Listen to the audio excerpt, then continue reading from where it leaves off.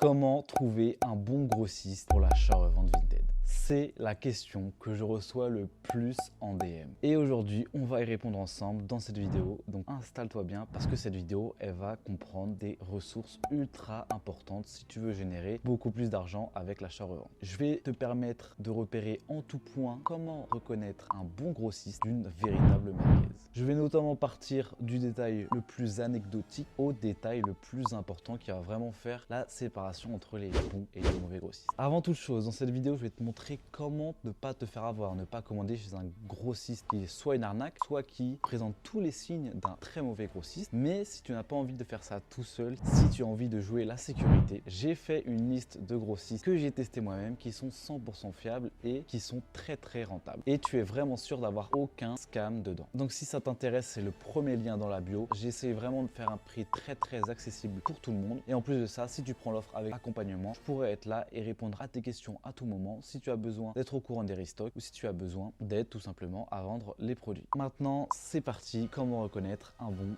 d'un mauvais grossiste? Le premier point, comme j'ai dit, les premiers points, ça va être les plus anecdotiques, mais c'est quand même important de les prendre en compte. Donc un point relativement important, c'est la localisation de ton grossiste. En Europe, il y a des localisations où le business de grossiste de vêtements de seconde main est très développé et relativement sûr. Je prends l'exemple de l'Angleterre. Attention, je ne dis pas que tous les grossistes en Angleterre sont bons. Il y en a des très mauvais que j'ai pu tester, mais c'est un pays où c'est très développé et ça reste un facteur encourageant que votre grossiste soit anglais. En revanche, par exemple, pour ce qui est de la France, aujourd'hui, il y a très peu de grossistes français qui tiennent la route. Parmi les grossistes qui sont connus, notamment ceux qui sont sortis récemment sur les réseaux, qui ont fait des campagnes marketing, qui vendent des box resell, etc. Ce ne sont pas des arnaques, mais ce sont tous des très mauvais grossistes qui ne valent vraiment pas le coup. Donc la France, pour l'instant, ça reste un pays assez sous-développé sur ce domaine, donc c'est assez à éviter. Après, vous avez d'autres pays en Europe qui sont bien développés là-dedans. Vous avez l'Italie, vous avez un peu l'Espagne, et pour le reste des pays, c'est pas encore très développé. Et deuxième point qui peut être intéressant à prendre en compte, c'est la date de création du grossiste.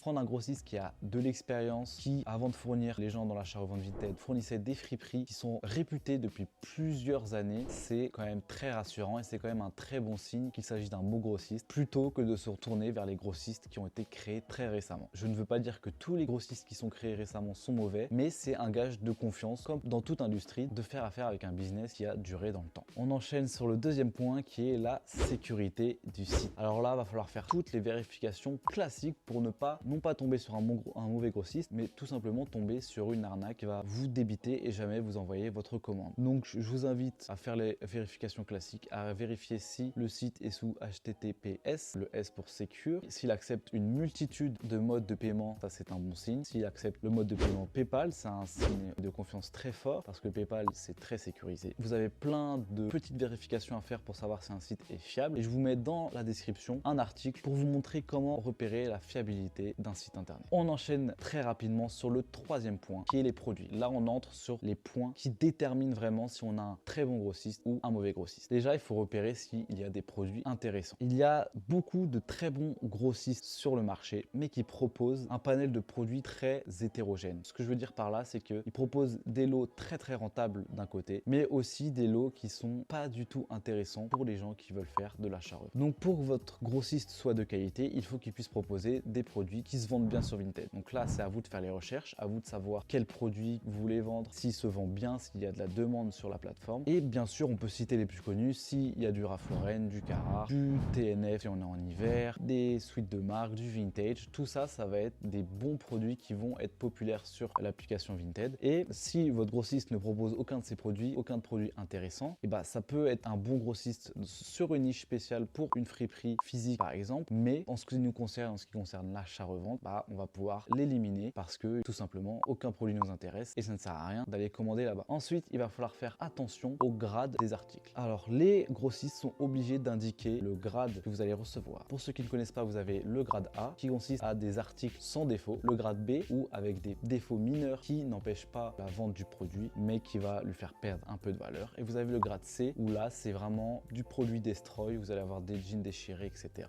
Et là, on peut soit s'en servir, faire du rework, mais cette fois-ci du vrai rework, hein, pas comme ce qu'on voit en ce moment sur les réseaux, mais du vrai rework, donc retravailler la matière première du produit, ou tout simplement utiliser les chutes. Il va falloir faire très attention dans les petits détails de la description des produits de votre grossiste. Il va souvent être indiqué un pourcentage de grade dans le lot, et il va falloir vérifier que celui-ci n'est pas trop élevé. Généralement, vous avez sur un lot de grade A, tout de même, dû à l'erreur humaine, une possibilité de 10 à 30% de grade B dedans. Ça fait partie du jeu, ça vous n'allez pas pouvoir l'éviter. C'est très rare que les grossistes, même les bons, arrivent à éviter cela parce que c'est tout simplement des erreurs humaines qui coûtent énormément d'argent à éviter et ils peuvent pas se permettre. Ça n'empêche pas un lot d'être très rentable même s'il a 20 voire 30% de grade B. Bien évidemment, si vous êtes au courant de tout ça, va falloir essayer d'éviter tout ce qui est grade B, grade C. Il va y avoir des lots très attractifs en grade B, grade C, donc va falloir éviter tous ces lots là. Troisième point à savoir si les produits sont bons chez un grossiste, c'est la quantité proposée. Récemment, il y a énormément de grossistes qui sont apparus en proposant des box à 5, 10 articles, même j'ai déjà vu des box resell à 3 articles par des grossistes. Déjà, il faut comprendre qu'on a affaire à des grossistes normalement, donc ils vendent en gros, donc ils sont rentables parce qu'ils arrivent à vendre en quantité et non au détail. Donc un grossiste qui vous vend des box à 3 ou 5 articles, vous allez comprendre qu'il y a un souci, comment il arrive à se faire de l'argent si il vous propose que seulement 5 articles, il ne vend même pas en quantité. Et bah tout est là le problème, vous allez soit payer beaucoup trop cher pour les articles à l'intérieur, et c'est généralement cette option là qui est privilégiée. Si l'acheteur n'est pas très expérimenté, il ne se rend pas compte qu'il s'est fait avoir, qu'il a payé beaucoup trop cher, mais qu'il a quand même reçu des bons articles et qu'il va potentiellement recommander. La deuxième option, c'est tout simplement que ça soit une arnaque et qu'ils envoient des produits qui n'ont rien à voir avec la description, qui sont de mauvais grade, mais ça c'est plus rare parce que généralement une fois qu'on a fait ça une, deux ou trois fois, ça fait un peu cramer et votre réputation tombe à l'eau. Donc il faut faire très attention. Si on appelle ça des grossistes, c'est qu'il faut un budget minimum à dépenser. Il faut au moins acheter 20, 30, 40 pièces d'un coup pour que ça vale le coup pour l'acheteur et pour le vendeur. Enfin, dernier point à faire très attention lorsqu'on parle des produits d'un grossiste, c'est les mix de marques. On voit beaucoup de mix de marques, donc des mix de plusieurs marques différentes. C'est plus risqué, il faut avoir beaucoup plus d'expérience parce que souvent ce qui va se passer, c'est que lors des mix de marques, les marques les plus populaires qu'on va rechercher, tout bonnement le Ralph Lauren, le Carhartt, le Dickies, toutes ces marques-là vont être priorisées dans ce qu'on appelle le handpick. Donc généralement ces grossistes ont une zone, un hangar avec du handpick. Ils font soit du handpick physique, soit du handpick vidéo où des clients viennent piocher ces pièces-là à prix beaucoup plus important. Sauf qu'ils veulent absolument garder les meilleures pièces pour leurs clients handpick. Dans ces mix de marques-là, on va souvent retrouver une quantité beaucoup moins importante de marques très populaires, de très bons modèles, de modèles rares, tout simplement parce qu'ils peuvent trier et garder les meilleurs pour le handpick. Donc il faut faire attention avec les mix de marques. Il y a certains grossistes qui proposent des mix de marques très corrects, très rentables, mais vous en avez d'autres où vous pouvez tomber sur un lot qui vous promet du Ralph Lauren, du Carhartt, du Nike, etc. et vous retrouvez qu'avec des marques de second plan qui se vendent très difficilement sur Vinted. C'est à peu près tout en ce qui concerne les produits d'un grossiste. Maintenant, on va regarder le dernier point, un des points les plus importants. Comment savoir si vous payez le bon prix pour un grossiste? Il faut savoir que le prix, c'est un des facteurs qui va être le plus important pour savoir si c'est un bon grossiste ou non. Vous avez beau vendre la meilleure qualité possible, si vous vendez un lot de pull Ralph Lauren à 30 € pièce, ça va pas être rentable pour l'acheteur parce qu'il va pouvoir le revendre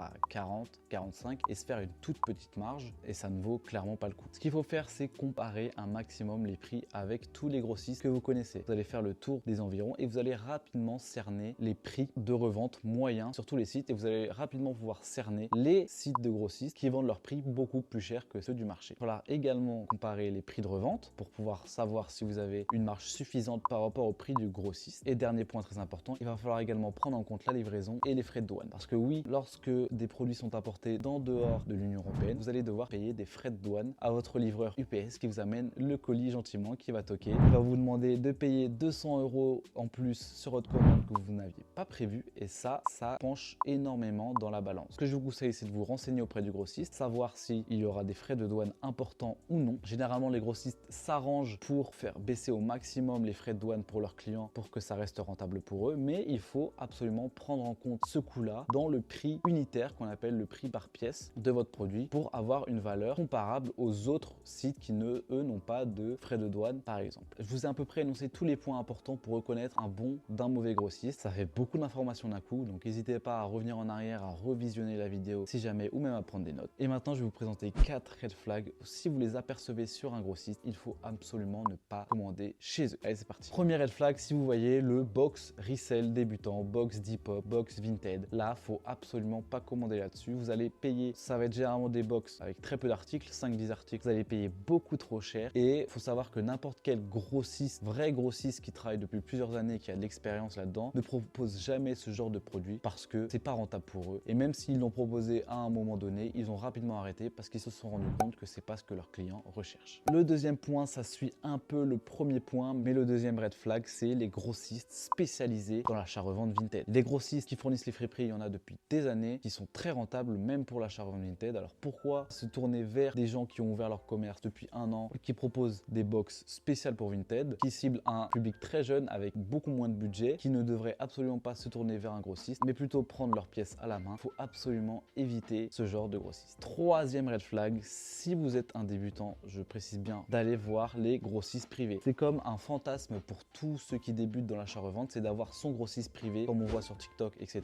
Déjà, je vais remettre les pendules à l'heure. Les grossistes privés Ralph Lauren, torsadés à 8 € ou 10 € pièce, ça n'existe pas. Les gens soit ont eu, on va dire, de la chance entre guillemets et ont eu une opportunité unique d'en avoir à ce prix-là et en ont fait une vidéo, mais sur le long terme, ça n'existe pas. Et c'est très dur à avoir. Et troisième point, il y a énormément de possibilités de scam, donc vous n'avez aucune sécurité, vous payez pas sur un site internet, vous pouvez vous faire avoir très facilement quand vous êtes débutant. Donc c'est pour ça que si jamais vous débutez, ça ne sert à rien d'aller demander un grossiste privé. Contentez-vous des grossistes connus qui sont fiables à 100%. Et là, vous allez déjà avoir suffisamment assez de ressources pour pouvoir générer beaucoup d'argent sur Vinted sans prendre le risque de tout perdre. Et enfin, le quatrième red flag, le plus important de tous, celui qui va vraiment te ruiner ta carrière sur Vinted si jamais tu as envie de débuter, c'est de ne pas être abonné à cette chaîne YouTube, mec. Et qu'est-ce que tu fous? Vous êtes plein à regarder les vidéos sans être abonné. Alors je vous invite à vous abonner à tous. Petite blague à part, merci si tu es resté jusqu'à la fin de cette vidéo. J'espère que tu as pu apprendre beaucoup. Si jamais tu cherches toujours une liste de grossistes, j'ai ce qu'il te faut, les meilleurs grossistes en Europe, la meilleure qualité. Tu as le premier lien dans la bio. Et puis moi, je te dis à la prochaine. N'hésite pas à commenter, à dire ce que tu en as pensé. Et on se retrouve ce dimanche pour une nouvelle vidéo, les gars. Allez, ciao!